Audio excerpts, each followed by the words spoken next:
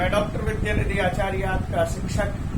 मैं आपको एक नए पाठ के साथ उपस्थित कर रहा हूं और पाठ का नाम है जननी पुत्र वत्सला।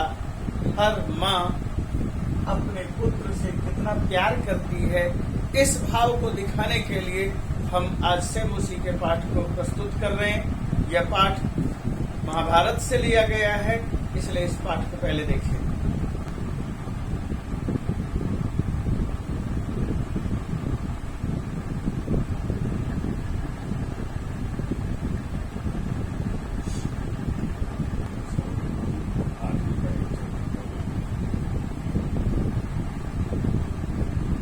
तो प्रिय बच्चों, मैं आपने पाठ देख लिया है और मैं शुरू कर रहा हूं उस पाठ को। और पाठ जैसा कि आपने पढ़ा, ऐतिहासिक ग्रंथ।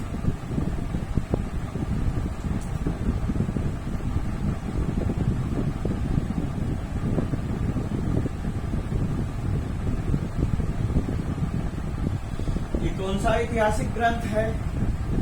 नाम दिया है महाभारत। महाभारत के वन पर्व के अंतर्गत, वन पर्वांतर्गत यानी वन पर्व है। वन पर्व में पांडवों को वनवास मिला हुआ है, उसके अंतर्गत बहुत सारी कहानियों का संग्रह है, क्योंकि जो वहां युधिष्ठिर हैं उससे बहुत अधिक संताप है, तब दुख है। उस दुख की निवृत्ति के लिए अनेक संतों ने वहां पर आकर समझाया, युधिष्ठिर को प्रेरित किया, बलशाली बनाया, आत्मिक बल से भरा। ये है वन पर्व। और मैं आपको यहाँ पर एक चीज और बता देता हूँ। महाभारत हम सबने सुना है, पढ़ा है, और जब भी कभी आपकी टीवी पर आवाज गूंजती है, यदा यदा हि धर्मस्य ग्लानिर्भवति भारत अभ्युत्थानम् अधर्मस्य तदात्मानं सृजाम्यहम्। जब भी युधिष्ठिर नाम आता है, कौरव नाम आता है, पांडव नाम आता है, भीम नाम आता है, दुर्योधन नाम आता है, तो आपका दिमाग तत्काल महाभारत शब्द पर जुड़ जाता है। और इस महाभारत के रचनाकार है, लेखक है कृष्ण द्वैपायन महर्षि वेदव्यास। मैं यहाँ पर महर्षि वेदव्यास लिख रहा हूँ।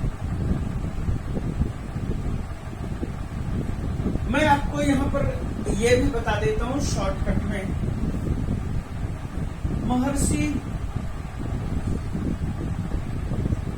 वेद व्यास, इनका ओरिजिनल नाम था। कृष्ण द्वीप पर रहे, इसलिए कृष्ण द्वैपायन।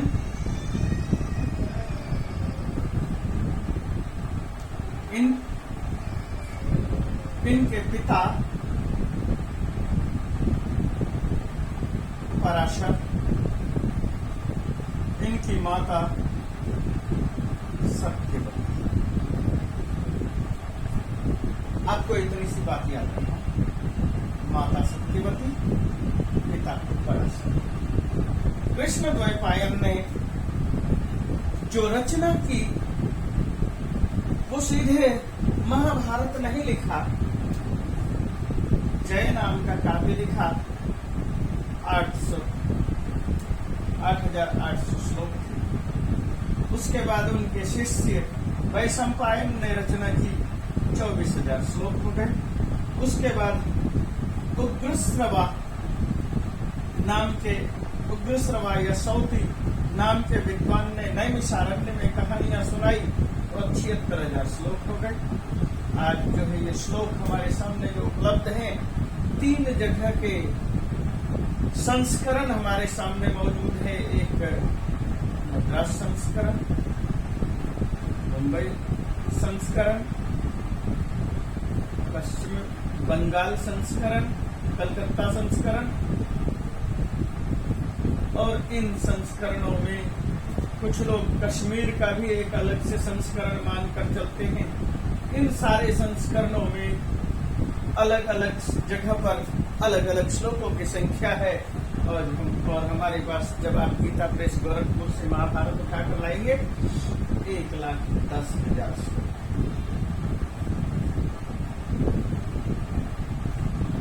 एक छोटी सी किताब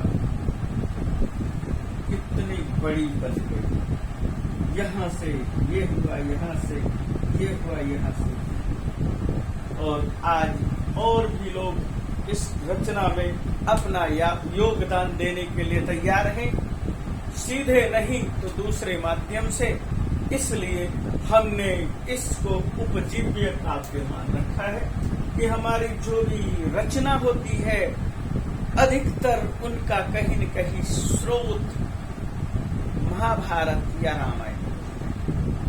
तो महाभारत और रामायण को शुरू करने से पहले मैं आपके सामने इतनी सारी बातें रख दी। ये आपके लिए संक्षिप्त में और अति जानकारी देने के लिए था। और मैं पाठ वही वन पर्वांतर्गत से शुरू कर रहा हूँ। जननी पुत्र वत्सला। जननी पुत्र वत्सला का से तात्पर्य क्या है? जननी का मतलब होता है माँ,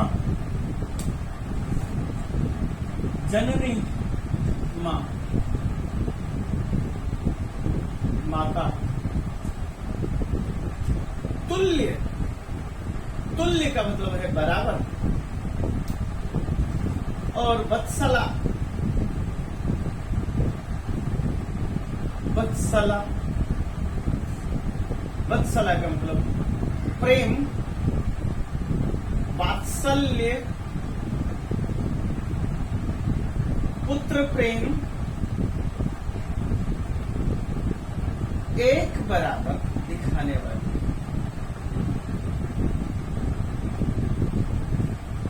पुत्र का बड़ा बेटा यदि इंजीनियर है,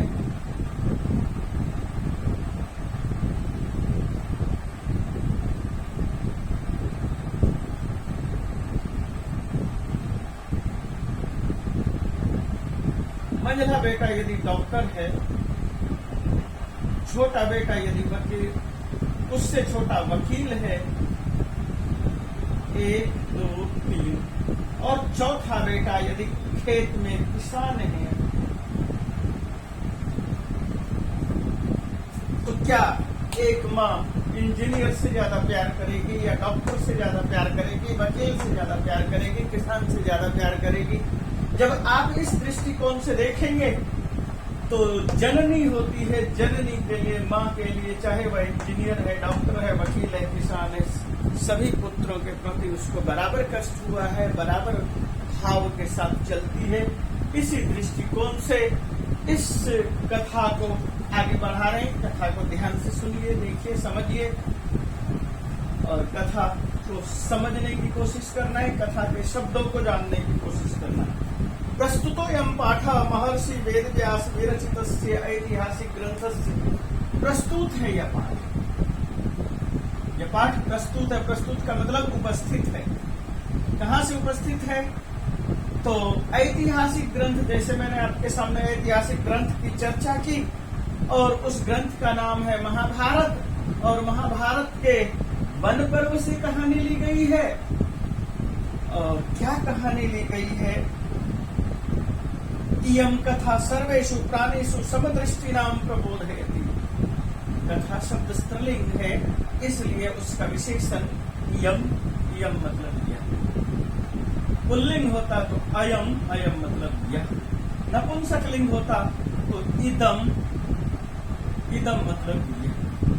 मेरा कहने का क्या तात्पर्य है? स्त्रीलिंग, पुल्लिंग, नपुंसकलिंग। आपको इन तीनों शब्दों का भी मीनिंग पता होना चाहिए। यम कहाँ प्रयोग होगा, अयम कहाँ प्रयोग होगा, इदम कहाँ प्रयोग होगा। तो यम कथा, यह जो कथा शब्द स्त्रीलिंग है, इसलिए यम कथा, यह कथा सर्वेषु प्राणिषु समदृष्टिनाम। सर्वेषु प्राणिषु, सर्व मतलब सभी, सर्वेषु सभी, और प्राणिषु प्राणियों में, समदृष्टि बराबर दृष्टिकोण देने के लिए। समदृष्टि, सम मतलब बराबर और दृष्टि मतलब दृष्टिकोण पैदा करने के लिए। अभी मैंने एक उदाहरण दिया, आपने उस उदाहरण को देखा, सुना, समझा होगा। प्रबोधयति, प्रबोधित करती है। बुद्ध का अर्थ होता है जानना। बोधयति, जनाती है, बताती है, और प्र उपसर्ग है, प्रबोधयति, अच्छी तरह से स्पष्टता से बताती है। क्या बताती है? अस्या अभीप्सितः अर्थोऽस्ति, इस कथा का सबसे इष्ट अर्थ है। अभीप्सित का मतलब क्या?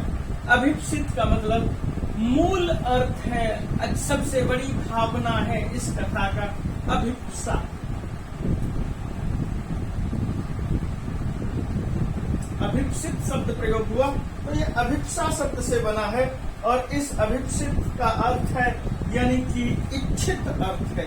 इसकी क्या इच्छा है, इस कथा को प्रस्तुत करने का मकसद क्या है, वह अर्थ क्या बताता है कि समाज में विद्यमानान दुर्बलान प्राणिनः, विद्यमान मौजूद,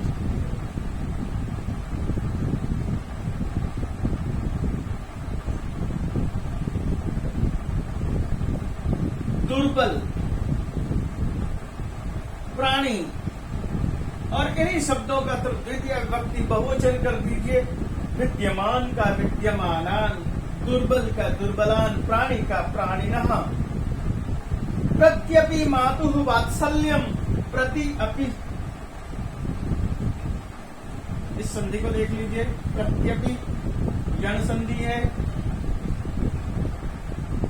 प्र और ये त, ई के बदले में यह हुआ है आधा, और अपि लगाओ और ये हो गया प्रत्यपि। प्रत्येक दुर्बल प्राणियों के प्रति भी वात्सल्यम प्रकर्षेण एव भवति, जो वात्सल्य होता है, प्रेम होता है, पुत्र के प्रति वत्सलता होती है, वात्सल भाव होता है, प्रकर्षेण एव भवति, प्रकर्ष होता है, प्रकर्ष और प्रकर्षण एव, प्रकर्षेण एव, ये यहाँ पर ये भाव है, प्रकर्षेण एव, प्रकृष्टता से तृतीया विभक्ति है, प्रकर्ष और प्रकर्ष, प्रकर्ष प्रकर्ष प्रकर्षम प्रकर्ष प्रकर्ष प्रकर्षेण, प्रकर्षाभ्याम प्रकर्षै, यह तृतीया विभक्ति का एक वचन था और प्लस एव कर दिया, प्रकर्षेण प्लस एव, या एव संधि हो गई, वृद्धि संधि हो गई, और प्रकर्षेण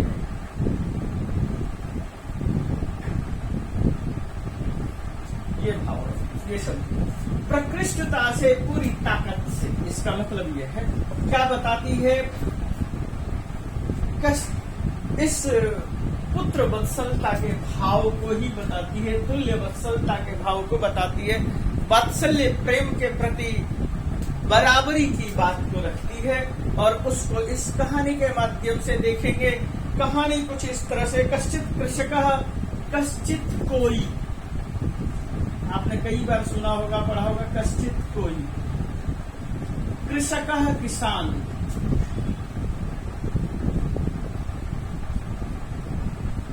बलिवर्धक बैल, और बलिवर्ध का द्विवचन होगा बलिवर्धाभ्याम, क्योंकि दो बैल हैं, बैलों के साथ, एक बैल से खेती नहीं होती, दो बैलों के साथ। क्षेत्रम कर्षण, क्षेत्र कर्षणम कुर्वन् आसीत्, क्षेत्रस्य कर्षणम, खेत का कर्षण, खेत का जोतना, प्लाव करना, हल चलाना, क्षेत्र कर्षण।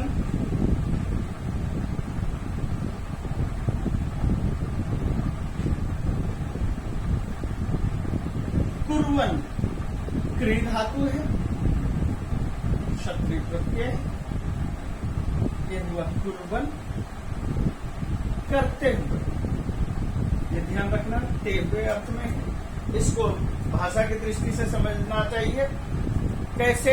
जैसे कि दो वाक्यों को जब हम जोड़ते हैं, या तो बालक जाता है, बालक खाता है, तो इसको हम जोड़ेंगे तो कैसे बनाएंगे? बालक जाते हुए, बालक जाता है, बालक बोलता है, बालक जाते हुए बोलता है। तो इस जाते हुए को, पोजीशन को जो है हम क्षत्रिय प्रत्यय के माध्यम से और सानच प्रत्यय के माध्यम से जोड़ सकते हैं, एक क्रिया के तौर पर प्रयोग कर सकते हैं। और बालकः कुर्वन् और आसीत यहाँ शब्द था और ये आ की वजह से ये डबल हो दिखाई दे रहा है आपको, कुर्वन्नासीत उसको मिला। खेती करते हुए, हल जोतते हुए अवस्था में था। तयो जो बलिवर्द है, बलिवर्द दो हैं, तयो इसलिए यहाँ प्रयोग हुआ। उन दोनों में से, तयो उन दोनों बलिवर्दयो बलिवर्दनों में से, यानी बलिवर्द का मतलब क्या है? हम हिंदी में क्या कहते हैं? बैल। संस्कृत में क्या कहते हैं? वृषभ। उन दोनों बैलों में से, उन दोनों वृषभ में से, और ऋषभ भी प्रयोग करते हैं। और इस शब्द का अर्थ धर्म भी होता है।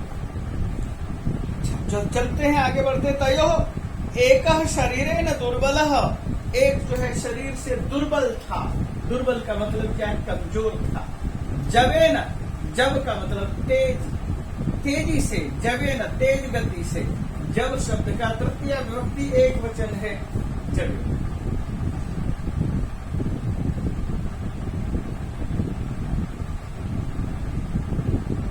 जवेन तेज गति से, तो जवेन तेज गति से वह क्या करता? गंतुम शक्तश्चासी, गंतुम है यहाँ पर देखिए, गंतुम शक्त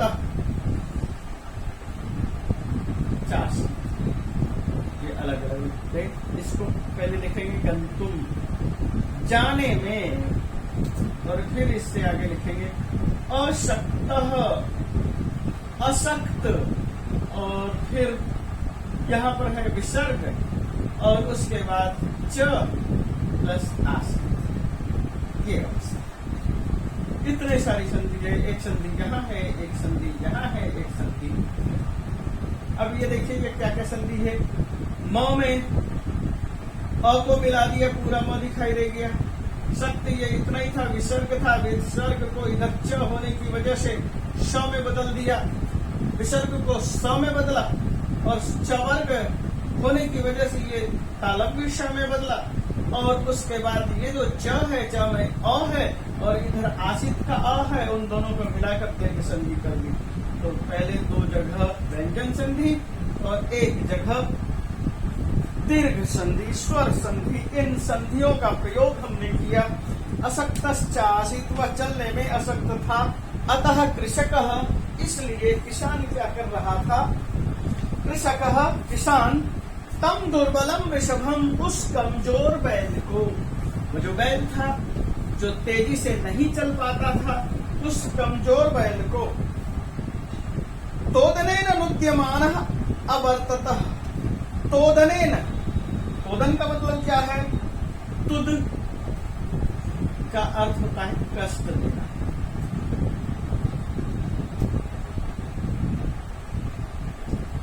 तोदनेन, कष्ट देते हुए। क्या हुआ? तोदनेन, कष्ट के साथ। नुद्यमान अवर्ततः, नुद्यमान था। बलेन नियमान आसीत, नुद्यमान, नु नुद्य, ये शब्द बना नुद से। नुद्यमान सानच प्रत्यय है। नुद्यमान, हाँ सानच, नुद्यमानः, तात्पर्य क्या है? नियमानः, ले जाते हुए। तो ऐसी अवस्था थी। तोदने ने, कष्ट देते हुए। कष्ट किस तरह से दे रहा है? उसके हाथ में जो डंडा है, उस डंडे से उसे प्रताड़ित कर रहा है, उसे मार रहा है, और अवर्तत ले जा रहा था। स वह ऋषभ हलम ऊर्ध्वा, स वृषभ या ऋषभ वह बैल, हलम हल को ऊर्ध्वा। ये देखिए वह धातु है दोनों अर्थ में, और त्वा प्रत्यय आया, और यहाँ व को जो है संप्रसारण हो गया, यानी उ बन गया, ह में बदल गया, और ये तो त्वा को है उद्ध्वा, ये बन गया उद्ध्वा। ये उत्था, ये सब मिला करके हो गया धोते हुए। इसका अर्थ है ढोकर या ढोते हुए। क्या चीज हुआ? गंतुम असक्तः, जाने में अशक्त था, असफल नहीं था, कमजोर था। क्षेत्रे पपात, खेत में गिर पड़ा। तो क्या हुआ? बैल कमजोर था, बैल चलने में असमर्थ था। बलिवर्द, वृषभ, असमर्थ, अशक्त, ये शब्द प्रयोग हुआ। क्या करने में असमर्थ था? ओढ़ुम, ओढ़ुम वहन कर तुम समर्थ न आसित, धोने में समर्थ नहीं था और इसलिए उसने क्या किया? जाने में असमर्थ होने की वजह से पपात, भूमौ पपात, धरती पर गिर पड़ा। भूमि शब्द का सप्तमी विभक्ति एक वचन है भूमौ और पपात का अर्थ है गिर पड़ा। पपात लिट लकार का प्रयोग है, धरती पर गिर पड़ा। यहाँ मैं लिख रहा हूँ भूमौ, सप्तमी एक वचन, धरती पर गिरा। क्रुद्ध कृषि बलतम उत्थापयितुम बहुबारं प्रयत्नम अकरोत्। क्रुद्ध, क्रुद्ध यही से बना है क्रोध, क्रोधी। क्रुद्ध कृषि बल, क्रुद्ध गुस्से वाला, कृषक किसान। क्या हो रहा है? कृषि वाला है किसान। तम उत्थापयितुम, उसे उठाने में, ये शब्द है तम, फिर है उत्थापयितुम। यहाँ पर जो है उत उपसर्ग है, स्था धातु है, निच है और उसके बाद तुमुंत। उठाने में असमर्थ हो गया, उसे उठाने के लिए कोशिश करने लगा। बहुबारम यत्नम अकरोत्, बहुत बार, अनेक बार, यत्नम अकरोत्, प्रयत्न किया। तथापि वृषणोत्थित, उसके बाद भी बैल नहीं उठा। न जोड़ उत्थित, नोत्थित, या गुण संधि हो गई है। इस चीज को ध्यान देना है कि जो छोटी छोटी संधियां हैं, जिस चीज के लिए हम बार बार संधि केवल पढ़ाना शुरू करें। न जोड़ उत्थित, अ और उ मिलकर के हो गया ओ, ये हो गया नोत्थित। ठीक उसी तरह से चंद्रोदय, सूर्योदय,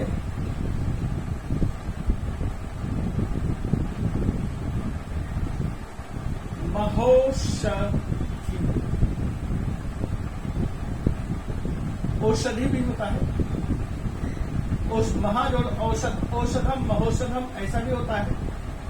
वार्षिकोत्सव, वार्षिक जोड़ उत्सव, वार्षिकोत्सव, इस तरह की संधि होती है और इन संधियों को कहते हैं गुण संधि। नोत्थित, नहीं उठ सका। उत्थित में स्था धातु है और तब प्रत्यय है, नहीं उठ पाया, उठने में समर्थ नहीं हो सका। तो ये शब्द मैंने आपके सामने रखा, मुझे लगता है ये शब्द समझ में आ गया होगा। तो आगे देखते हैं पैराग्राफ को। भूमौ पतिते स्वपुत्रम दृष्ट्वा, भूमौ धरती पर, पतितम गिरे हुए, स्वपुत्रम दृष्ट्वा अपने पुत्र को देख करके, सर्वधेनु नाम मातु सुरभि, सुरभे, सुरभि का षष्ठी विभक्ति एक वचन, मातृ शब्द का षष्ठी विभक्ति एक वचन, मातु, मातृ का षष्ठी मातु, सुरभि का षष्ठी सुरभे, दोनों जगह षष्ठी विभक्ति। सर्व, सभी, धेनु नाम, सर्वेशम, धेनु नाम माता सुरभि। तो सर्वेशम धेनु नाम माता सुरभि, जो सभी धेनुओं की माता सुरभि है, सभी गौओं की माँ सुरभि है। मातु सुरभे नेत्राभ्याम अश्रूणि पपात, माता सुरभि के आंखों से अश्रूणि, आंसू।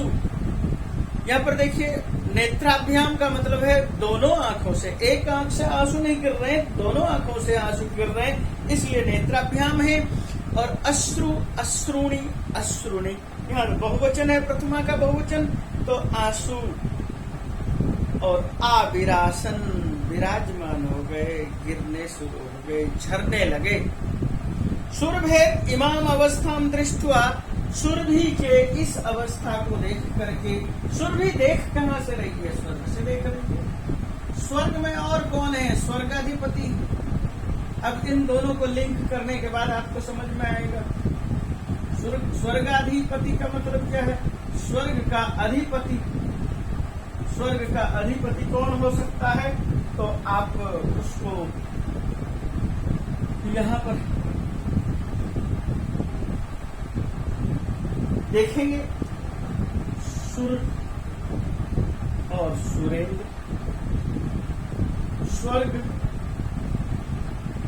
और इंद्र। ये इंद्र शब्द जुड़ा हुआ है, इससे आपको पता चलेगा स्वर्ग का अधिपति। धेनु नाम मातु, धेनु की मां, सुरभे, उसके नेत्राभ्याम, आंखों से अश्रुनी, आविरासन, गिरने लगे।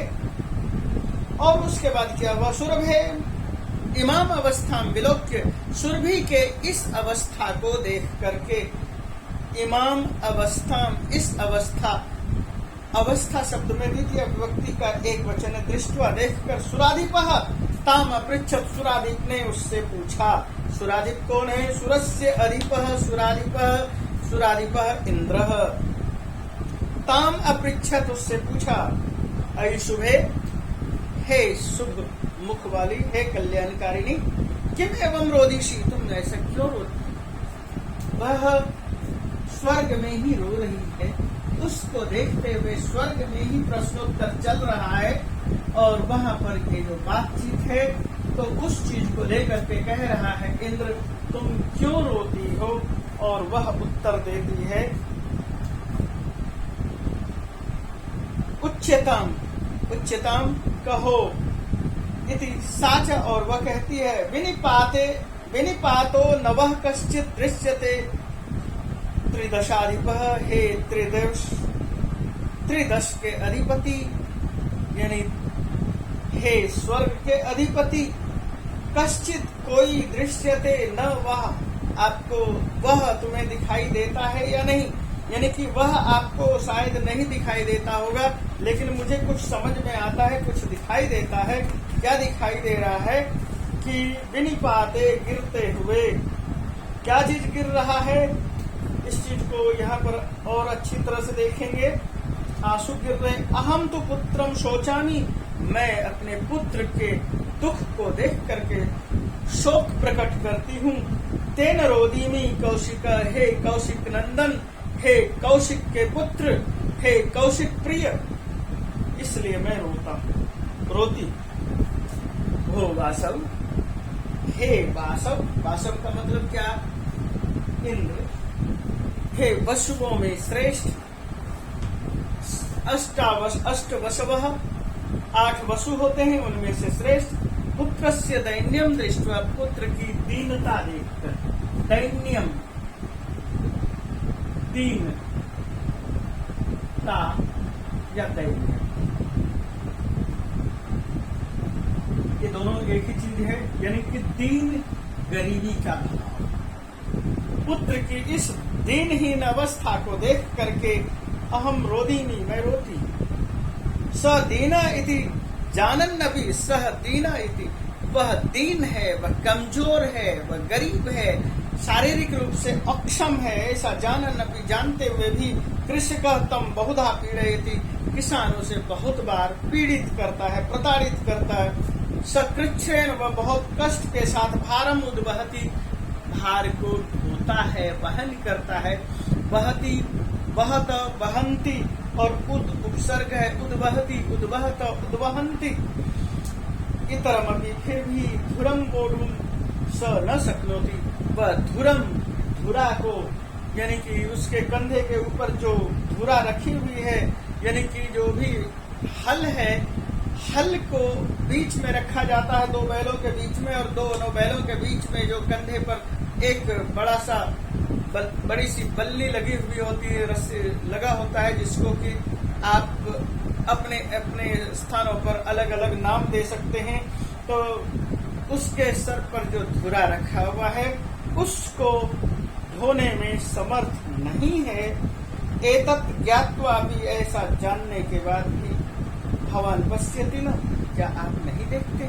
क्या यह आप नहीं देख पा रहे कि उसके कंधे पर जो चीज रखा हुआ है, जिसको कुछ स्थानों पर ऐसा भी बोला जाता है जुआ।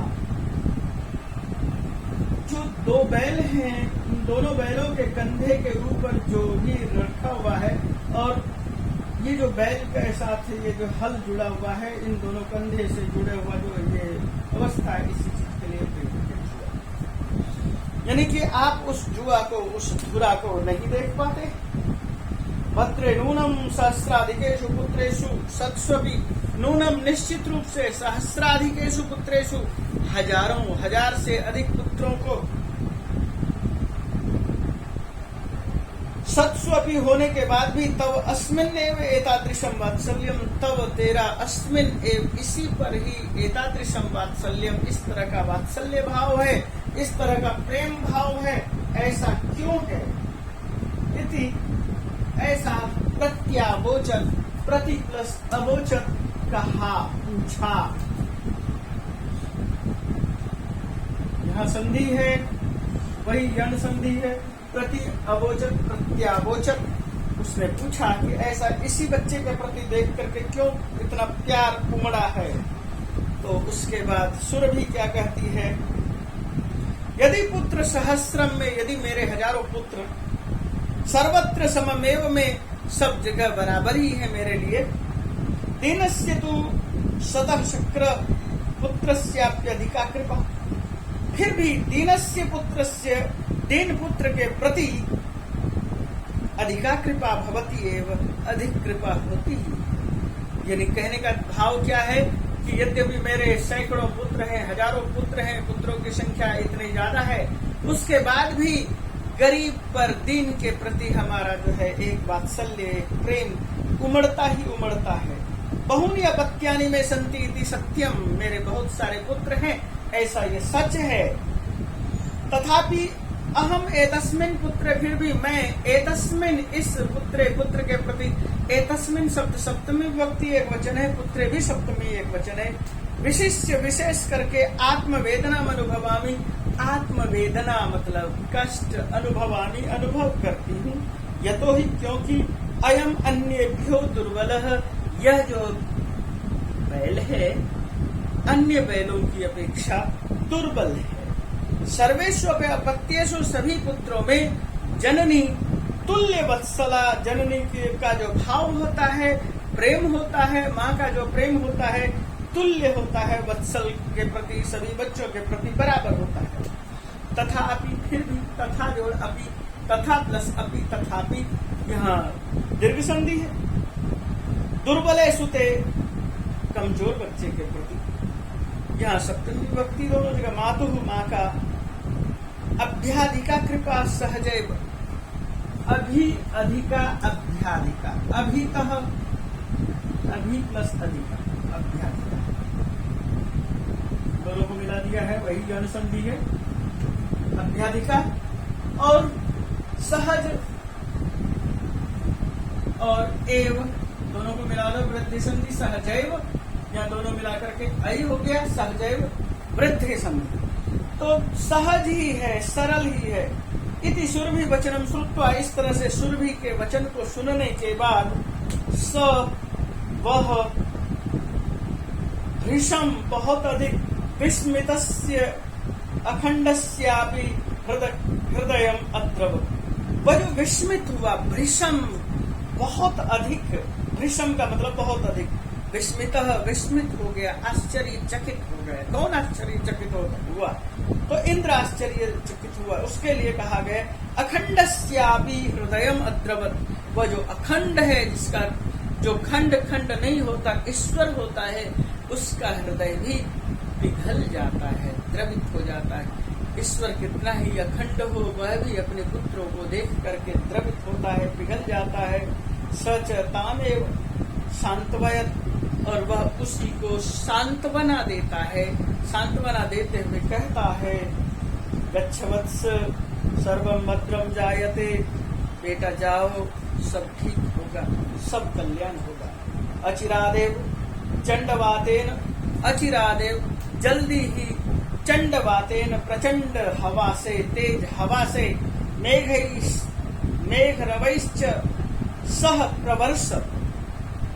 तो क्या हुआ यहाँ पर इस पैराग्राफ में, यहाँ ये बता रहा है अचिरादेव बहुत जल्दी, प्रचंड बहुत तेज वातई हवा के द्वारा, मेघ के रव से, मेघ की गर्जना के साथ, प्रवर्ष वर्षा शुरू हो गई, समझायत आरंभ हो गई।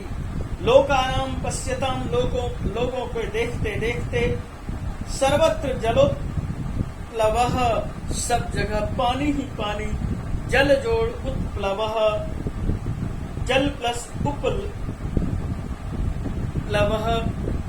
उपप्लवः, प्लव का मतलब होता है बाढ़, उपप्लवः यानी कि वर्षा और पानी और तेज बाढ़ जैसी अवस्था हो गई। कृषक हर्षातिरेकेन, बहुत ज्यादा खुशी से, कर्षण विमुख सन, हल चलाना छोड़ करके, कर्षण से विमुख होकर के, हल चलाना छोड़ करके, वृषभो नीत्वा, दोनों बैलों को लेकर के, गृहम आगच्छत, घर आ गया, गृहम आगात, घर पहुंचा, लुंग लकार का प्रयोग है। अपत्येषु च सर्वेषु, सभी तरह के पुत्रों में, जननी तुल्य वत्सला, माँ का जो प्रेम होता है बराबर होता है। और पुत्रे दीने तु सा माता, जो बच्चा कमजोर होता है उसके प्रति वह माता, कृपार्द्र हृदया भवेत्, कृपा से आर्द्र हृदय हो जाती है, उसका हृदय कृपा से, उसका हृदय दिल कृपा से भर जाता है। वह दुखी रहती है कि मेरा बेटा कमजोर है, या कुछ करेगा तो कैसे करेगा, इसी भाव को लेकर के वह सोचती रहती है, आगे बढ़ती रहती, चलायमान होती है। तो इसी तरह के साथ यह पाठ हिंदी वर्जन के साथ, हिंदी अनुवाद के साथ और हर शब्दों के अर्थ के साथ मैंने पूरा किया। और इस पाठ को के साथ हम चाहें कि यदि अनुवाद ये प्रश्नोत्तर भी करें तो प्रश्नोत्तर करने में ज्यादा समय लग जाएगा, इसलिए हमें यहाँ पर इस बात को मैं छोड़ करके एक ही बात कहूंगा कि मातृसमा नास्ति, नास्ति मातृसमा छाया, नास्ति पितृसमा गति, नास्ति मातृसमं त्राणम, नास्ति मातृसमा प्रिया। तो ये बताने की कोशिश की है, माँ के समान कोई भी छाया नहीं होती, माँ के समान कोई गति नहीं होती, माँ के समान कोई भी रक्षक नहीं होता, और माँ के समान कोई भी प्रिय लगने वाली चीज नहीं होती। इसलिए माँ के लिए स्पेशली अनेक भाषाओं में कुछ इस तरह से शब्दों का भी उल्लेख किया है कि जब माँ अपने बच्चे को पढ़ाती है तो आचार्य कहता है, आचार्याणाम उपाध्यायानाम, आचार्याणाम शतम पिता, आचार्य के बराबर 100 आचार्य के बराबर एक पिता होता है, और 100 पिता के बराबर एक माता होती है। और इसी भाव को आगे ये भी बताता है कि वही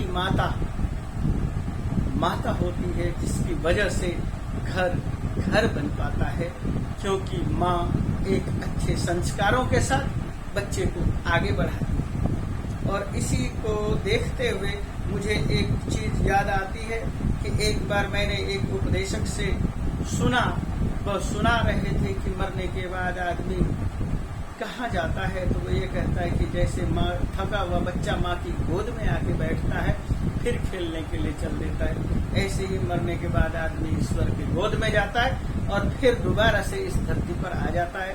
तो माँ की गोद, ईश्वर का मोक्ष दोनों बराबर है।